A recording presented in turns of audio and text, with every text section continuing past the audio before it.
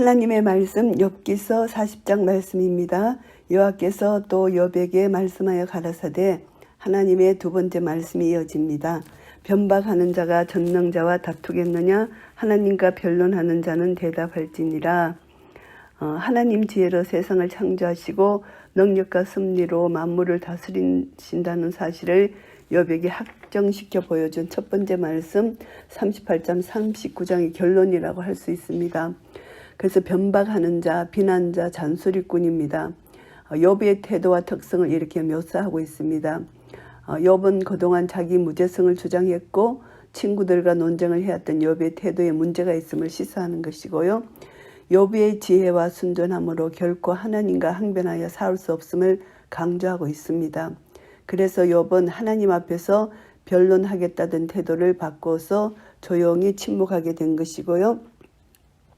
욥이 여호와께 대답하여 가로되 나는 미천하오니 무엇이라 주께 대답하리까 손으로 내 입을 가릴 뿐이로소이다. 보잘것없는 경솔하고 무가치한 이런 의미입니다. 욥이 전에는 자기 영광 명성을 언급했잖아요. 이제 하나님 앞에서 자신의 연약함과 무가치함을 스스로 인정하고 있습니다. 친구들과 대화 가운데서도 자기 무죄성을 주장한 욥의 태도가 하나님 말씀 앞에서 변화되고 있음을 보여주는 것이고요. 손으로 입을 가린다는 것은 상대방의 위엄과 권세 앞에서 자신이 감히 말할 수 없는 존재라는 것을 깨달은 것이죠. 그래서 하나님 능력 앞에서 자기 자신의 무지를 깨달은 욥은 과거에 저질렀던 경솔함, 자기 합리화에 대한 부끄러움의 표시로 입을 가리게 되는 것이고요. 그동안 잘못 생각했던 것들을 다시 되풀이하지 않겠다는 각오의 표현이기도 합니다. 하나님 앞에 도무지 설 수는 없는 비천한 존재다. 이것을 깨달았다는 의미이고요. 내가 한두 번 말하여 싸운 적 다시는 더하지도 아니하겠고 대답지도 아니하겠나이다. 욥은 하나님께서 부르시면 당당하게 대답하겠다는 의지를 13장에서 나타냈잖아요. 그러한 생각들이 잘못되었음을 잠잠히 침묵하겠다고 말합니다. 그리고 과거에는 하나님 앞에 가까이 나아가 담대함을 얻겠다고 진술했잖아요. 23장에서. 그런데 그것도 다 철회하겠다는 것입니다. 하나님 앞에서 어떠한 대답도 설마없는 것이고 아무 가치가 없다. 이것을 말하는 것이고요. 그러나 아직 완전한 참회의 고백은 아닙니다. 회개한 것은 아닙니다. 하나님께서 직접 보이시는 공의와 권능의 말씀 앞에서 비로소 참회의 눈물을 흘리게 되는 것이 42장에 나오고요. 여호와께서 폭풍 가운데서 욥에게 말씀하여 가라사대 두 번째서도 폭풍 가운데서 말씀하십니다. 하나님의 현현의 모습입니다. 욥에 대한 분노 때문이 아니고 하나님의 사랑하는 종에게 새롭고 신비로운 사실을 너그럽게 알려주기 위해서 나타나신 것이고요. 하나님은 욥에게 맹목적인 복종을 요구하지 않고 자발적인 순종을 원하신다는 것을 보여주기 위해서 나타나신 것이고요. 너는 대장부처럼 허리를 묶고 내가 내게 묻는 것을 대답할지니라. 허리를 묶는다. 사건을 대하기 전에 준비 자세를 이렇게 말씀하는 것입니다. 욥이 하나님과 논쟁할 것을 준비하라 이런 말씀이고요. 내가 내 심판을 폐하려느냐 스스로 의롭다 하려 하여 나를 불의하다 하느냐. 욥이 하나님께서 결정하신 판결 행위를 결코 취소하거나 폐지시킬 수 없음을 역설적으로 표현한 것입니다. 비록 욥의 주장처럼 자신에게 불의가 없음에도 불구하고 내려진 형벌이라 할지라도 그것이 하나님께로부터 비롯된 것이라면 피할 수 없다는 것이죠. 왜냐하면 그 결정은 욥의 무죄함을 증명하기 위한 것이 아니라 하나님의 공의에서 비롯된 하나님 자신의 결정이기 때문입니다. 그래서 모든 사건의 기준을 자신의 의로운 행위를 해서 찾으려 한 욥의 판단은 잘못되었다 이런 말씀입니다. 스스로 어렵다 하여 나를 불의하다 하느냐. 욥은 자기의 무죄성을 그 의로움을 증명하기 위해서 하나님의 행사를 비난하거나 의심할 수 없다 이런 뜻입니다. 욥이 땅 위에서 아무리 자기가 도덕적 종교적으로 무엄하다 할지라도 그의 순전한 순전성, 하나님의 공의로운 계획, 하나님과 절대 양립할 수 없다. 자기의 어려움을 증명하기 위해서 하나님 공의의 속성을 자기의 관념 속에 가둬버리면 안 된다. 이 말씀을 하고 계십니다. 그래서 하나님께서는 자신의 결백을 주장하기 위해서 하나님 처사가 부당하다고 하는 인간의 거릇된 관념을 정확하게 지적한 것이고요. 세상을 통치하시고 다스리시는 하나님의 섭리는 인간의 행위와 사고에 제한받지 아니하신다. 하나님의 뜻은 영원히 하나님의 뜻을 이루실 것이라는 것입니다. 그래서 자기의 어려운 판단의 절대적 근거로 삼는 것은 하나님을 불의하다고 한 것과 다름없다 이 말씀이고요. 하나님께 대한 또 다른 교만에 해당하는 그런 마음이라는 것을 지적하는 것이고요. 네가 하나님처럼 팔이 있느냐, 하나님처럼 우렁차게 울리는 소리를 내겠느냐. 이 팔이라는 것은 하나님의 능력을 상징합니다. 하나님은 욥에게 하나님처럼 이 세상과 만물을 지배하고 다스리는 능력이 있느냐고 물어보시는 것입니다. 이 세상을 좀 더 올바르고 공의롭게 다스릴 수 있다고 생각하는 욥으로 하여금 하나님의 통치와 인간의 사고 사이에는 커다란 벽이 있음을 인식시켜 주시는 말씀이고요. 우렁차게 울리는 소리, 하나님의 위엄과 권위를 상징하는 말씀입니다. 너는 위엄과 존귀로 스스로 꾸미며 영광의 함의를 스스로 입을지니라. 하나님이 자신에게만 있는 위엄과 존귀의 절대적 속성을 욥으로 하여금 치장하도록 요구하시는 모습이 강한 역설로 나타나 있습니다. 욥에게 전혀 불가능한 일이다 이런 말씀입니다.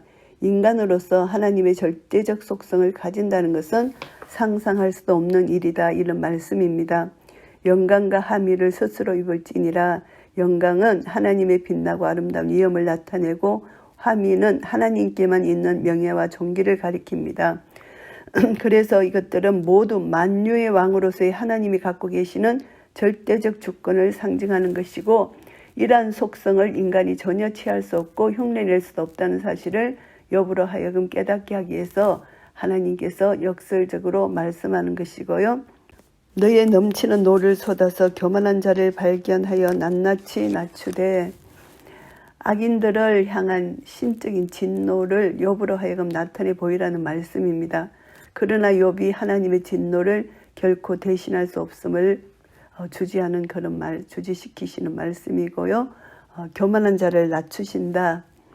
하나님의 공의나 다스리심에 불만을 가지고 있는 욥에게 하나님의 능력으로 응보적인 공의를 행하라는 것입니다. 교만한 자를 낮추신다는 것은 하나님의 공의와 다스리심에 불만을 가지고 있는 욥에게 욥 자신의 능력으로 공의를 행해 보라는 것입니다. 만일 욥이 그렇게 할 수만 있다면 욥은 자신을 구원할 수도 있을 뿐만이 아니고 하나님과도 변론하여 다툴 수 있다. 이것을 말씀하는 것입니다. 그러나 하나님께서만 그의 주권으로 세상을 공의롭게 다스린다는 것을 분명하게 나타내 주시는 말씀이고요. 곧 모든 교만한 자를 발견하여 낮추며 악인을 그 처소에서 밟아서 욥이 어리석음을 꾸짖기 위해서 이제 말씀하신 11절 말씀 그것을 그대로 반복합니다. 욥이 교만하다는 것이죠. 어리석다는 것이죠.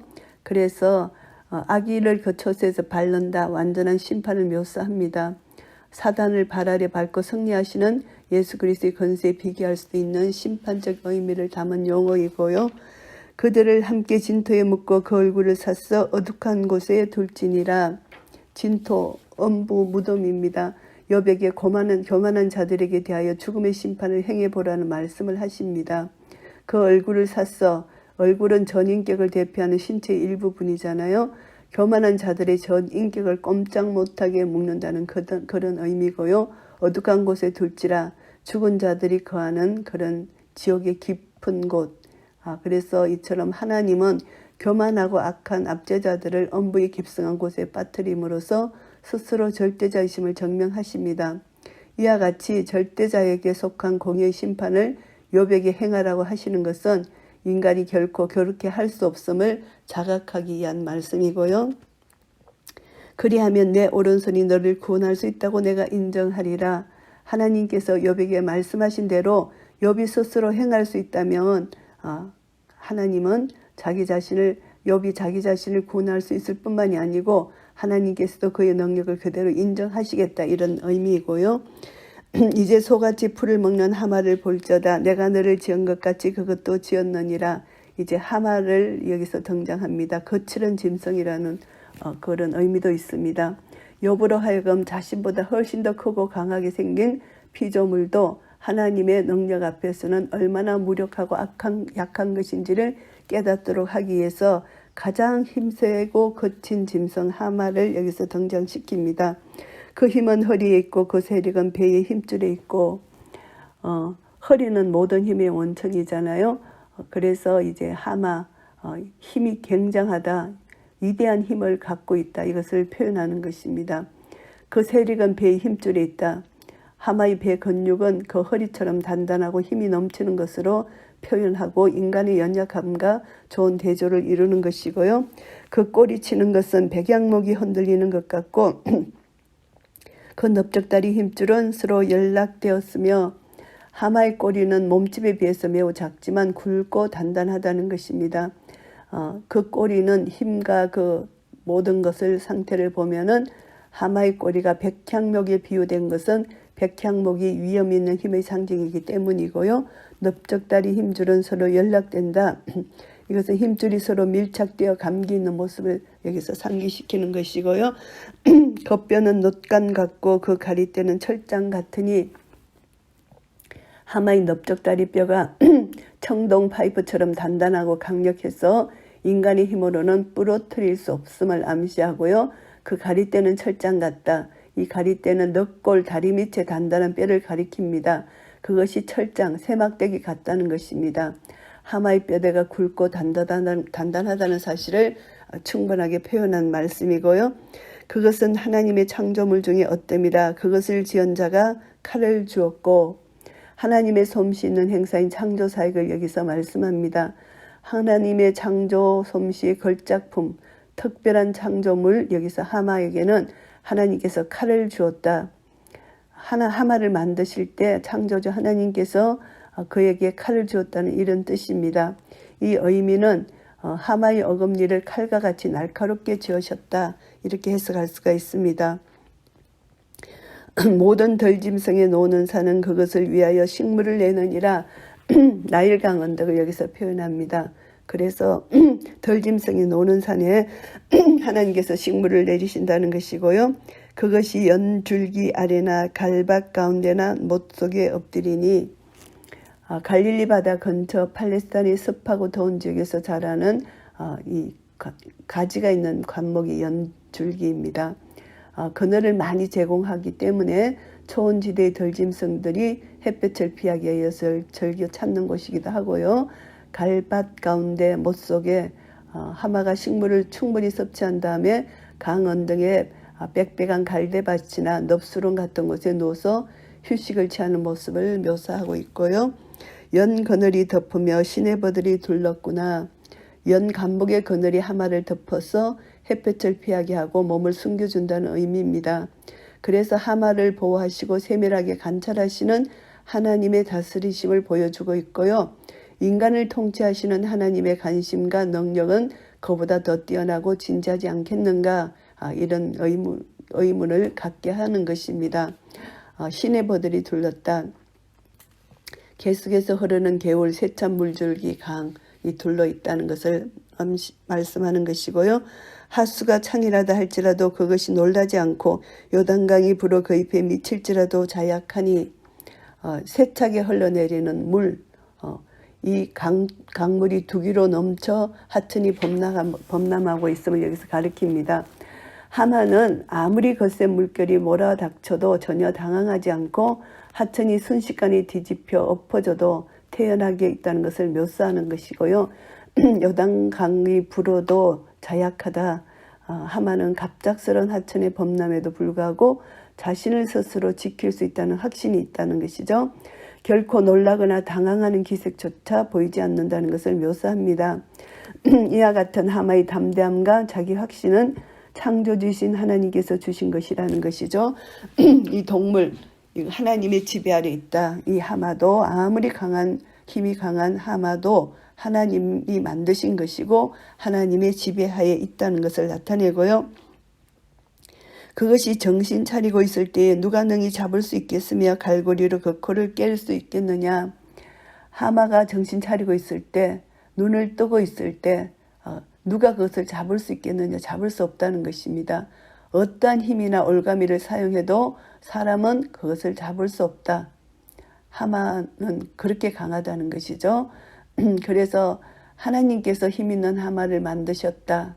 그래서 하나님께서는 하마를 마음대로 지배하실 수 있지만 인간은 아니다. 이것을 말씀합니다. 그래서 하마의 포획 장면을 여기서 갈고리로 그 코를 깰 수 있겠느냐. 이것을 연상할 수가 있습니다.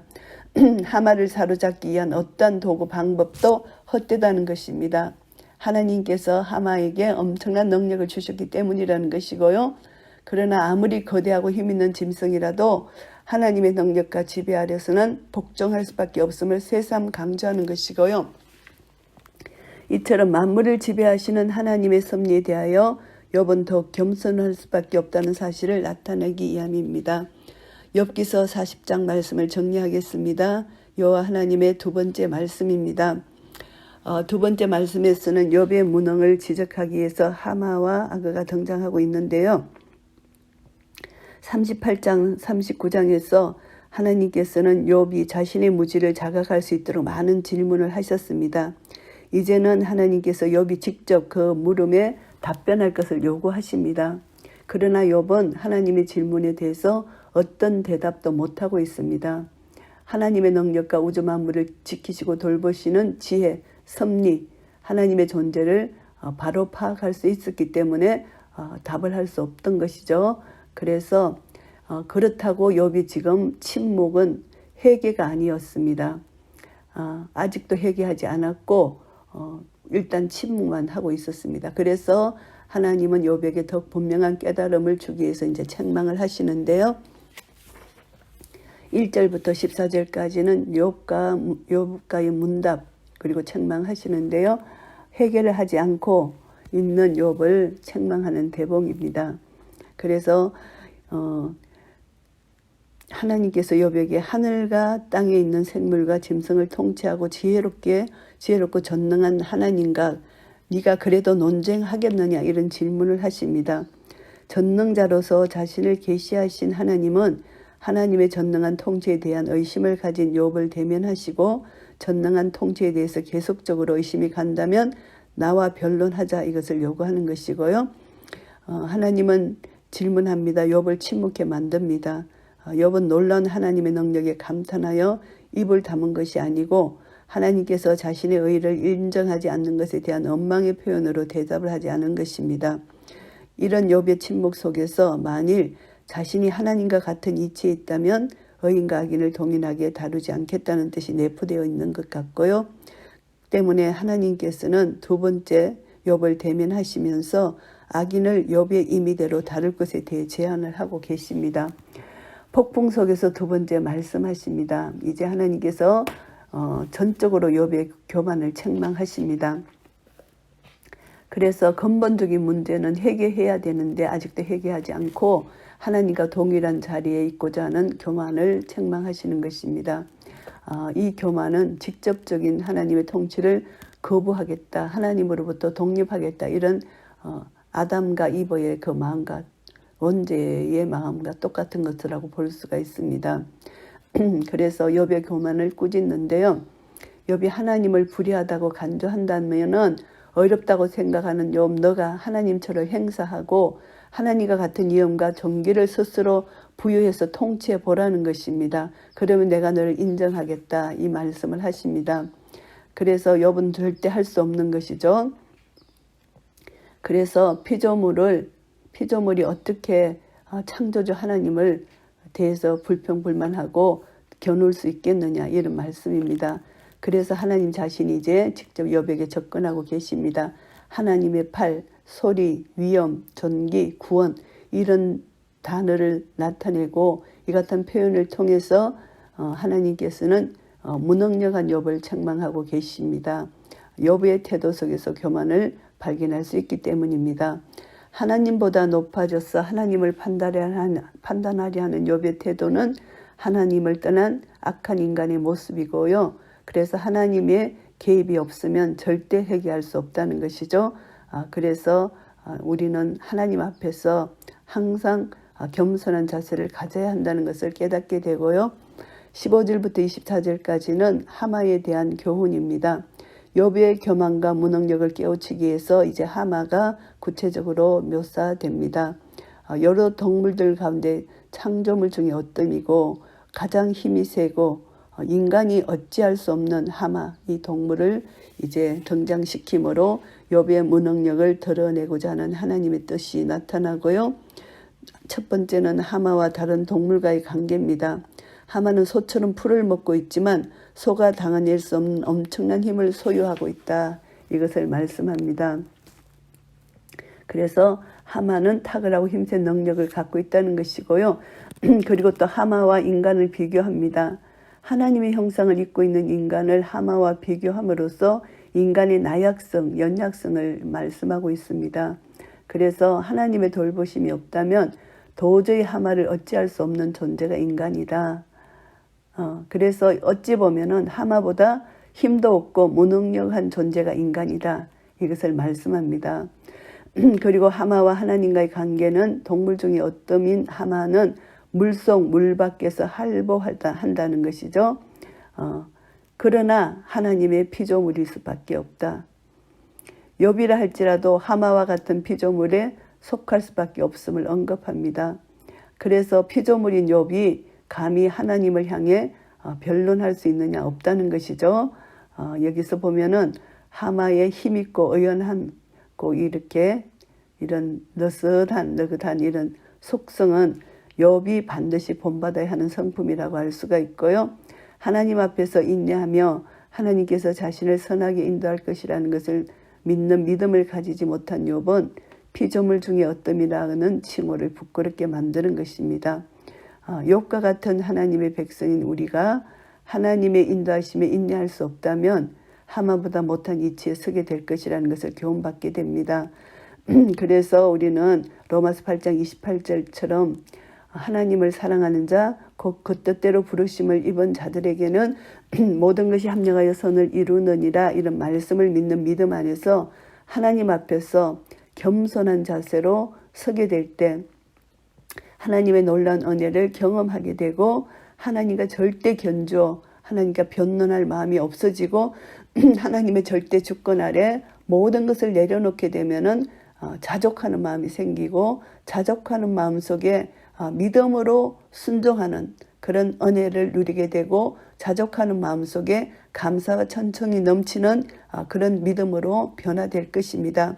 그래서 우리는 다시 한번 욥과 같은 그런 교만이 아니라 하나님과 변론하려고 자기 의를 주장하는 것이 아니라 하나님 앞에서 우리는 연약하고 무지하고 죄인된 우리의 모습을 보면서 다시 한번 하나님의 사랑과 공의 앞에 겸손히 낮아져서 하나님의 사랑을 받은 자, 절대 하나님의 사랑을 의심치 말고 끝까지 하나님 사랑을 믿고 순종하여 나아가고 하나님의 공의는 우리의 모든 죄를 심판하시기 때문에 이미 우리 죄는 십자가에서 이미 예수님이 다 치러주셨기 때문에 십자가의 영원한 사랑, 완전한 사랑 우리가 받았습니다. 그래서 하나님의 공의와 하나님의 사랑이 완전히 성취된 십자가의 사랑, 영원한 사랑을 믿는 믿음 안에서 끝까지 주님을 의지하고 나아갈 때 하나님은 우리를 통하여 크신 영광 받으실 것입니다. 이런 은혜가 우리 모두에게 있으시기를 예수 그리스도의 이름으로 축복합니다. 아멘.